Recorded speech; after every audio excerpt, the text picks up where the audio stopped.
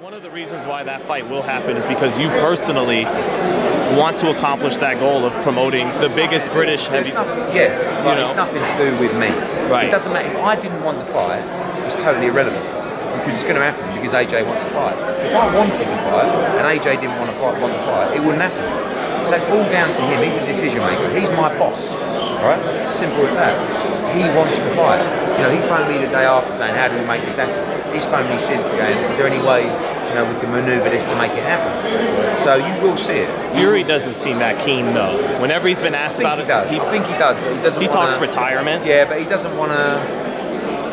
He probably doesn't want to give Fury. All these guys have got a little bit of a chip on their shoulder about Anthony Joshua because they feel like he made double what Fury made in his last fight, fighting for challenging for a world heavyweight title.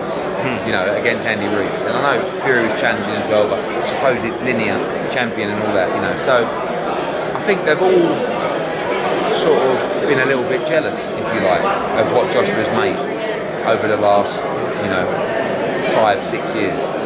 And now they're actually catching up, like all these other guys. It wasn't long ago, was it? Wilder was making $3 million to fight Luis Ortiz in an absolute all-out war. And actually, he's got a lot to thank Dazn for. Because Dazn offered him $100 million for 3 fights. Right? And that made his purses and he ended up making 40 and getting beat.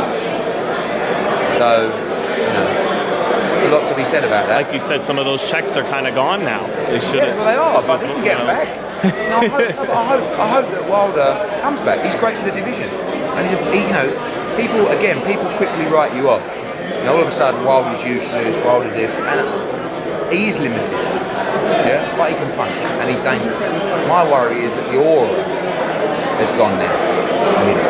Like what happened to Kovalev. I talked about Andy Ruiz earlier.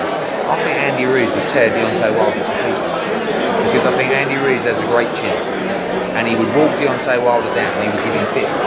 And I don't know whether Wilder can do what AJ did, which was go away, work behind doors, improve, come back mentally and physically and win. I certainly don't think he can beat Fury again. Well, that's what Andre Ward said. He said fighters are going to take his punch better now, because they've seen him lose. Just the punch better, but fighters would stand off him because of his power, because of that fear factor. He's the biggest puncher of all time. When you're fighting him, it's like, I take too many chances. Fury just found his way in and battered him. And other people now will look at that and say, this is the blueprint to beat. Maybe I will let my hands go now and open up. Or once I'm up close or mid-range, I'm good to go. And lastly, Eddie, thanks so much for your time, Eddie. I heard you make a comment that sometimes for Canelo Alvarez, sometimes there's who Canelo wants, and then there's the guy who will take less money. Yeah. Who's who? Is Callum Smith the guy they want to fight? I think that what I just mean by that is that as a promoter, Canelo's money's set, right? So as the promoter, you want to get the opponent for as little money as possible. It's not your obligation. It's not your job to deliver him the most money you can. And then there's the guy who maybe Eddie Reynoso and Canelo Alvarez turn around and say, no, I don't care what he costs. He's the guy I'd prefer. So those two can sometimes be different. Is that Callum Smith? Is that who the ring? No, but that is the case for this fight. So you can work that out, and we'll see in the next day or so who it's going to be. Who do you fancy as having a better chance to beat Canelo? I think both of them in different ways. Billy Joe Saunders, I think, has got this sort of. He's a bit like Tyson Fury in that he can switch it on at the right moment and box to a certain level. And I think his movement will be a major problem for Canelo Alvarez.